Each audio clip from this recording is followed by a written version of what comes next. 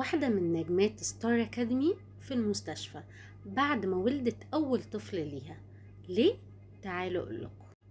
لو تفتكروا معايا رندا حافظ المتسابقة اللي كانت في الموسم الثاني من برنامج المواهب ستار أكاديمي، رندا من كام يوم ولدت أول طفل ليها، وبدل ما تعيش الفترة دي فرحة وانبساط وسط أهلها ووسط البيبي الجديد، بعد ما عملت عملية ولادة قيصرية حصل إن هي دخلت في أزمة صحية كبيرة قوي.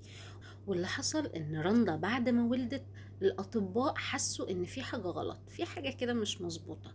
لو ان رندا مش بتتنفس بشكل طبيعي زي اي واحدة لسه والدة، لكن اللي حصل ان هما لقوها التنفس عندها مش مظبوط، وده خلاهم يقرروا ان هما لازم يعملوا لها شوية تحاليل واشعاعات.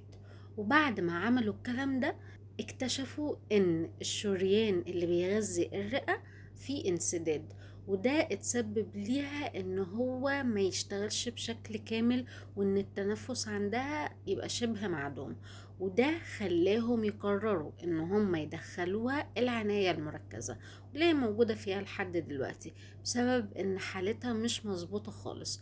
وطبعا اهلها وصحابها حواليها وبيدعوا لها ان هي تقوم بالسلامة. هي خلال الفترة دي بتتلقى العلاج، وناس كتير بقى قلقت عليها وقعدوا يسألوا، لان في بعض الصفحات طلعوا وقعدوا يقولوا نجمة ستار اكاديمي بتموت، نجمة ستار اكاديمي بيحصل لها مش عارف ايه، نجمة ستار اكاديمي، وطبعا بدون ما يذكروا مين هي.